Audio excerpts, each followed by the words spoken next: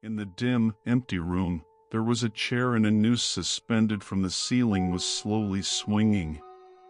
Kostya, taking a deep drag on his cigarette, sat down on a chair and began to remember how good it used to be for him. How he walked with his girlfriend in the autumn park, how he spent a long time choosing a ring for her in a jewelry store to propose to her, how she told him that evening that she loved someone else. A few days later, he heard on the news that the plane on which his parents were flying from vacation had crashed and there were no survivors.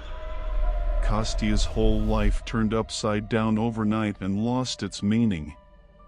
After finishing his cigarette, he stood up resolutely, climbed onto a chair and put a noose around his neck. For the last time, he looked out the window, at people always hurrying somewhere, cars, asphalt wet after the rain, illuminated by lanterns.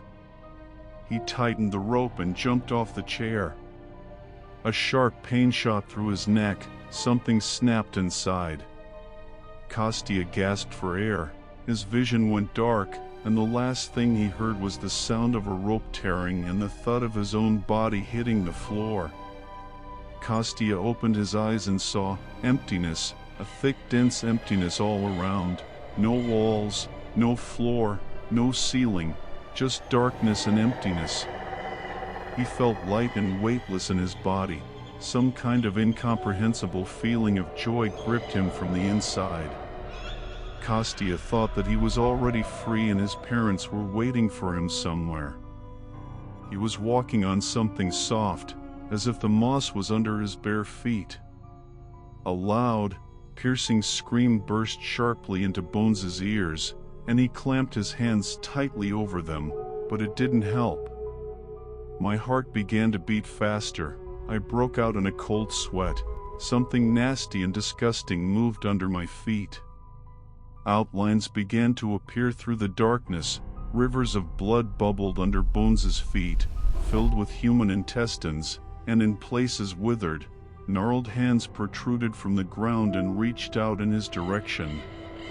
A terrible hoarse growl was heard from behind. Goosebumps ran over Kostya's body. He looked around and froze in horror. Two huge red eyes were staring at him out of the darkness, exuding malice. Suddenly, a monstrous mouth with hundreds of sharp fangs opened under the creature's eyes, salivating.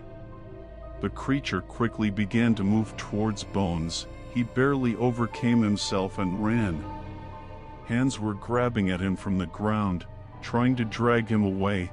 His feet were sinking into swamps of blood and intestines. He could feel the creature's breath on his back, but he didn't stop. "Run away, get out of here. You're not welcome here. It's too early for you to come to us." Kostya heard his mother's painfully familiar voice in his head.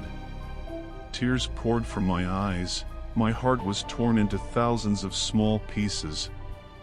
He stumbled and fell. Something huge and terrible loomed over him immediately.